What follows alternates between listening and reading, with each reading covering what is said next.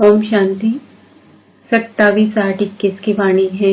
मीठे बच्चे, अब इस बेहद की पुरानी दुनिया का विनाश होना है। नई दुनिया स्थापन हो रही है, इसलिए नई दुनिया में चलने के लिए पवित्र बनो। प्रश्न: परमात्मा के बारे में तुम बच्चे कौन सी वंडरफुल बात जानते हो जो मनुष्यों की समझ से बाहर है?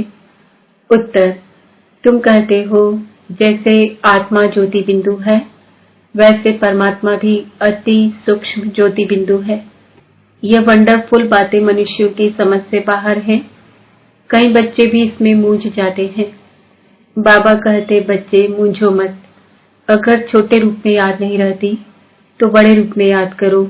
याद जरूर करना है। गीत: रात के राही थक मत जाना, सुबह की मंजिल दूर नहीं। ओम शांति। रूहानी बच्चों को रूहानी बाप बैठ समझाते हैं, इसलिए बच्चों को आत्म अभिमानी हो बैठना है। ऐसा और कोई जगह समझाया नहीं जाता। कोई भी साधु संत ऐसे नहीं समझाते कि आत्म अभिमानी हो बैठो। यह एक बाप ही समझाते हैं और किसको कहने आएगा नहीं।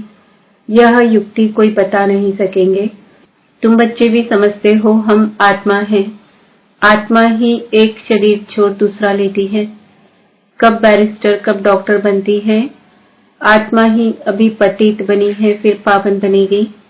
आत्मा में ज्ञान धारण होता है। बाप निराकार ज्ञान का सागर है, तो जरूर आकर ज्ञान सुनाएंगे ना। पतित पावन है तो जरूर आकर पावन बनाएंगे। वह है सुप्रीम परम पिता परमात्मा। मैं तुम्हारा बाप सुप्रीम हूँ, नॉलेजफुल हूँ। मुझे अपना शरीर नहीं है।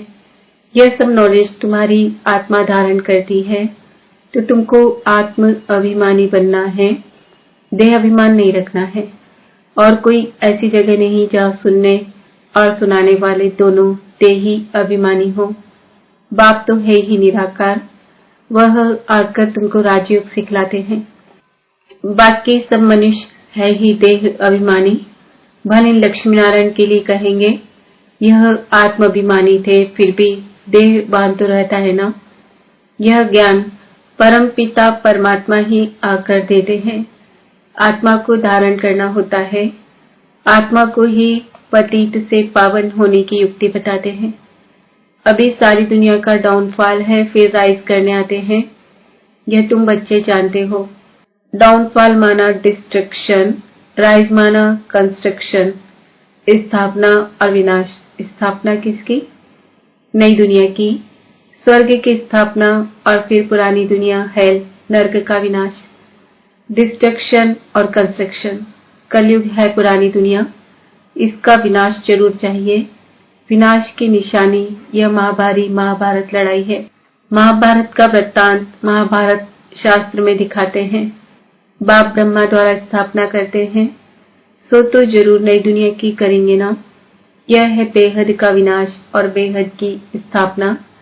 बाप ही नया मकान बनाएंगे बच्चों के लिए, फिर पुराना जरूर खलास कराएंगे। तुम समझते हो बाबा अब नई दुनिया स्थापन कर रहे हैं। तमो प्रधान से फिर सतो प्रधान बनाने के लिए हमको तैयार कर रहे हैं। विनाश के लिए महाभारत की लड़ाई मशहूर है। कहते हैं यह वही समय है, वही स्टार्स आकर आपस में मिले हैं जो महाभारत के समय थे। इस सीढ़ी में भी लिखा गया है भारत के उत्थान और पतन की अद्भुत कहानी। इस लाइन में कल्प कल्प अक्षर भी आना चाहिए। शुरू से अंत तक मनुष्य 84 जन्म लेते हैं। यह भी तुम्हारी बुद्धि में है। मनुष्यों की बुद्धि को तो एकदम गॉडरेज का ताला लगा हुआ है। इन बातों को मनुष्य को जानना है। आत्मा यहाँ शरीर धारण करती है पाठ बजाने, तो ड्रामा के आदि मध्य अंत के क्रिएटर डायरेक्टर मुख्य एक्टर्स आदि को जानना चाहिए ना। अभी तुमको ड्रामा के आदि मध्य अंत हु इज हु सारे ड्रामा का पता पड़ गया है। शुरू से लेकर अंत तक बाप द्वारा यह नॉलेज सारी मिल रही है। सृष्टि चक्र कैसे फिरता है, इनको कहा जाता है रूहानी नॉलेज। जिस्मानी ज्ञान को फिलॉसॉफी कहा जाता है। स्पिरिचुअल नॉलेज, रूहानी नॉलेज को ज्ञान कहा जाता है। अब यह सब बातें बच्चों की बुद्धि में बिठाई है। बच्चे जानते हैं अब 84 जन्मों का नाटक पूरा होता है। अभी हम वापस जाते हैं, परंतु पतित कोई वापस जा न सके। नहीं तो इतने जप तप तीर्थ आदि क्यों करते? पवित्र बनने के लिए ही गंगा स्नान करने जाते हैं, परंतु उससे कोई पावन तो बन नहीं सकते, इसलिए वापस कोई जा नहीं सकते।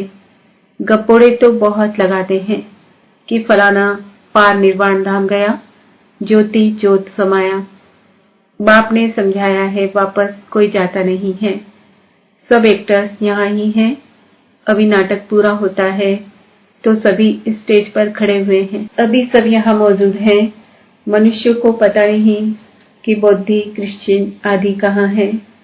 तुम समझते हो जो सब आत्माएं ऊपर से यहाँ आई हैं, वह सब इस समय तमो प्रधान है। तमो प्रधान से सतो प्रधान कल्प पहले भी बने थे। बाप ही आकर स्थापना विनाश कराते हैं। कहते भी हैं यह ज्ञान राजाओं का राजा बनाने वाला है। यह बेहद के बाप ने कहा है कि मैं तुमको राजाओं का राजा बनाता हूँ। कृष्ण तो स्थापना नहीं कराते, क्रिएटर बाप है। बाप ही आकर समझाते हैं कि तुम मुझे बुलाते ही तब हो जबकि सृष्टि पतित है। ऐसे नहीं कि मैं नई सृष्टि रचता हूँ, जैसे दिखाते हैं प्रलय हुई। यह सब रॉन्ग है। मनुष्य बुलाते ही हैं कि है पतित पावन आओ, तो जरूर पतित दुनिया में आएंगे ना। बाप ही आकर कृष्णपुरी का साक्षात्कार कराते हैं। दिखाते हैं कृष्ण पीपल के पत्ते पर सागर में आया। यह है ठीक बात। नई दुनिया में फर्स्ट कृष्ण ही आते हैं। सागर में नहीं परंतु गर्भ महल में आते हैं। अंगूठा चूसते बड़े आराम से गर्भ महल में रहते हैं। सत्युग में जो भी बच्चे होते हैं गर्भ महल में रहते हैं। उन्होंने गर्भ महल की बात को फिर सागर में पत्ते पर बैठ दिखाया है। वह सब है भक्ति मार्ग की बातें।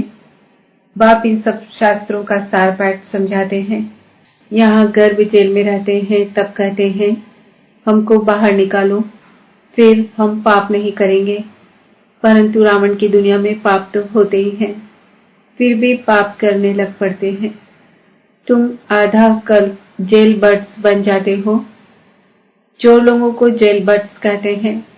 बाहर निकलते रहते फिर भी चोरी करते रहते हैं और जेल में जाना पड़ता है, इसलिए जेल बर्ड्स कहते हैं। बाप ने समझाया है यह रावण राज्य है, वहां तो यह बातें होती ही नहीं। वह है ही राम राज्य। वहां न गर्भ जेल है और न वह जेल होता है। यहाँ तो कितने मनुष्य जेल में पड़े रहते हैं। गर्भ जेल है तो वह भी जेल है, डबल जेल है। कलयुग का अंत है ना। बाप समझाते हैं तुम बच्चे अभी कंस्ट्रक्शन कर रहे हो। राइज और फॉल हर कल्प होता ही रहता है। राइज और फॉल दुनिया का होता है। उसमें मुख्य पार्ट है भारत का। गाते भी रहते हैं आत्मा परमात्मा अलग रहे बहुकाल, तो उसका भी हिसाब चाहिए ना। कौन सी आत्माएं बहुत काल से अलग रही है? पहले पहले देवी देवता धर्म की आत्माएं आती है पाठ बजाने। अभी वह देवता है नहीं जो राज्य करके जाते हैं। उन्हों के चित्र निशानियां रहती है। राजाई तो खत्म हो गई। हेवन खलास हो जाता है तो फिर हेल होता है, फिर हेल खत्म तो हेवन बनता है। तो नई दुनिया का कंस्ट्रक्शन होता है और हेल का डिस्ट्रक्शन होता है। कंस्ट्रक्शन के लिए बच्चे चाहिए ना। रहने वाले भी तुम हो। पहले तो तुमको दैवी गुणों वाला देवता बनना पड़े। यह भी गायन है मनुष्य से देवता। मोत पलिती मनुष्य है ना। भगवान वाज गृहस्थ व्यवहार में रहते कमल फूल समान बनना है। यह इस मृत्युलोक का है ही अंतिम जन्म। इसमें पवित्र बनना है। यह अच्छी रीति समझाना चाहिए। हम यह मृत्युलोक का अंतिम जन्म पवित्र रहते हैं। बाप कहते हैं इन विकारों पर जीत पाने से तुम विश्व का मालिक बनेंगे। बच्चे भी सुनकर फिर औरों को समझाते हैं। किस पुरानी दुनिया का विनाश सामने खड़ा है? यह वही महाभारत की लड़ाई है। काम महाशत्रु है, इसलिए प्रतिज्ञा करो। अभी तुम समझते हो हम पवित्र बनते हैं। इस पुरानी दुनिया का विनाश जरूर होना है, उनके पहले पवित्र जरूर बनना है। विनाश होता है फिर तो बात मत पूछो, हाहाकार हो जाता है। बहुत कड़ा मौत है, तुम देख भी नहीं सकेंगे। कोई का ऑपरेशन होता है तो कमजोर लोग ठहरते नहीं, गिर पड़ते हैं। इसलिए डॉक्टर लोग फैमिलीज को तो अलाउ नहीं करते। यह तो कितना भारी ऑपरेशन होगा, एक दो को मारते रहेंगे। यह है डर्टी दुनिया, कांटों का जंगल। सत्युग को कहा जाता है गार्डन ऑफ फ्लावर्स, फूलों का बगीचा। देवताएं चैतन्य फूल है ना। मनुष्य तो समझते हैं बहिष्ठ में कोई फूलों का बगीचा होता है। जो सुनते हैं सो कह देते हैं। गार्डन ऑफ अल्लाह कहते हैं ना। फिर ध्यान में भी गार्डन देखेंगे। अल्लाह ने हाथ में फूल दिया, बुद्धि में ही खुदाई बगीचा है। भक्ति मार्ग में साक्षात्कार करने के लिए भक्ति करते हैं। साक्षात्कार हुआ तो कहेंगे सर्वव्यापी है ना। जो पास्ट हुआ सो फिर होगा। बच्चे जिस पोशाक में जैसे आए हैं ऐसी पोशाक में फिर कल्प बाद आएंगे। ड्रामा को कोई अच्छी रीति समझते हैं। बाबा के पास कोई आते हैं तो बाबा पूछते हैं आगे कब आए हो? कहते हैं हाँ बाबा, आपसे कल आगे भी मिले थे, आपसे वर्षा लेने आए थे। बाबा पूछते हैं क्या मर्तबा पाया था? बाबा मम्मा कहते हैं तो जरूर उन्हों के घराने में आएंगे। बाबा कहते हैं ऐसा पुरुषार्थ करो जो ऊंच पद पाओ। यह सब बातें तुम्हारी बुद्धि में है। बरोबर लड़ाई भी है, नरक विनाश तो होना ही है। तुम्हारे पास चित्र बड़े फर्स्ट क्लास है। यह कृष्ण के 2 गोले वाला चित्र भी छपाना चाहिए। इसमें बड़ा क्लियर है। स्वर्ग के द्वार खुलते हैं तो नरक तरफ लात है। तुम्हारा भी मुंह है स्वर्ग तरफ। यह तो बिल्कुल एक्यूरेट बात है। जानते हो अभी हमको घर जाना है तो घर को ही याद करना पड़े, पुरानी दुनिया को भूलना पड़े। इसको कहा जाता है बेहद का वैराग्य। पुरानी दुनिया को छोड़ हम बाबा के पास जाते हैं। याद की यात्रा से ही जाएंगे। मुख्य है ही याद की बात। याद तो सब करते हैं ना। अभी बाप यथार्थ बात आकर समझाते हैं कि मुझे याद करो। यह है अव्यभिचारी याद, सो भी अर्थ सहित। तुम जानते हो शिव बाबा भी बिंदी है। अपने को भी आत्मा बिंदी समझे, बाप को भी बिंदी समझे। नई बात देख भूल जाते हैं। अपने को आत्मा समझ फिर बाप को और अपने घर को याद करना है। अच्छा बिंदी छोटी लगती है, घर तो बड़ा है ना। घर को याद करो। बाबा भी वहां रहते हैं। हम तुम वहां जाएंगे जहां बाबा रहते हैं। बिंदी याद नहीं पड़ती है। अच्छा घर तो याद पड़ता है ना। वह है शांतिधाम और वह है सुखधाम। यह है दुखधाम। अभी तुम नंबरवार पुरुषार्थ अनुसार पढ़ रहे हो, फिर सुखधाम में आ जाएंगे। बाप के बच्चे हैं तो जरूर स्वर्ग की पातशाही चाहिए। कल्प पहले भी शिव बाबा आया था, स्वर्ग की पातशाही दी थी, तुम भूल गए हो। बाप कहते हैं अभी फिर आया हूं तुमको देने। कितने बार तुमने राजाई ली और गंवाई है, अनगिनत बार वर्षा लिया है, फिर भी ऐसे बाप को भूल क्यों जाते हो? माया के तूफान से बहुत लड़ाई होती है, इसलिए नाटक भी दिखाते हैं। माया उस तरफ खींचती है, प्रभु इस तरफ खींचते हैं। ज्ञान में विघ्न नहीं पड़ते, याद में विघ्न पड़ते हैं। इसमें ही मेहनत है। अब बाप कहते हैं महारथी बनो। इस पुरानी दुनिया को तो आग लगनी है। इस यज्ञ में सारी पुरानी दुनिया स्वाहा होनी है तो महावीर भी बनना है। तुम बच्चों को अखंड अटल अडोल राज्य पाना है।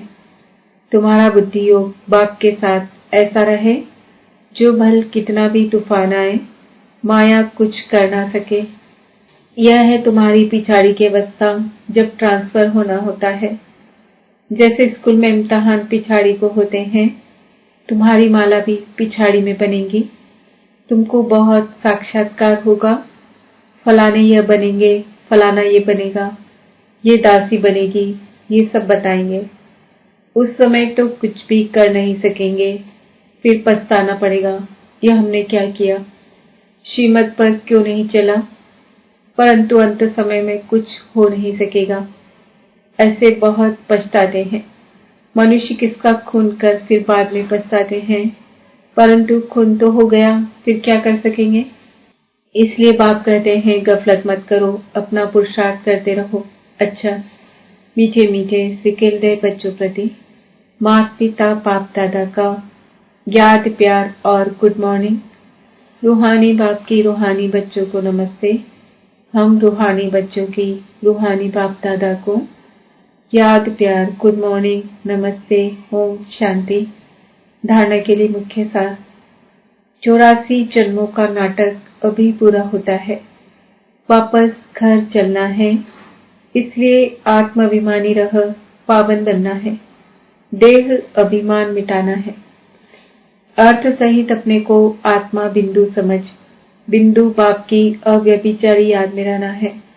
महावीर बन अपनी अवस्था अडोल अचल बनानी है। वरदान, सर्व आत्माओं के प्रति स्नेह और शुभ चिंतक की भावना रखने वाले देही अभिमानी भव। जैसे महिमा करने वाली आत्मा के प्रति स्नेह की भावना रहती है, ऐसे ही जब कोई शिक्षा का इशारा देता है तो उसमें भी उस आत्मा के प्रति ऐसे ही स्नेह की, शुभ चिंतन की भावना रहे कि यह मेरे लिए बड़े से बड़े शुभ चिंतक है। ऐसी स्थिति को कहा जाता है देही अभिमानी। अगर देही अभिमानी नहीं है तो जरूर अभिमान है। अभिमान वाला कभी अपना अपमान सहन नहीं कर सकता। स्लोगन, सदा परमात्मा प्यार में खोए रहो तो दुखों की दुनिया भूल जाएंगे। आज का सोमान है, मैं आत्मा सर्व आत्माओं के प्रति शुभ चिंतक भावना रखने वाली हूँ। ओम शांति।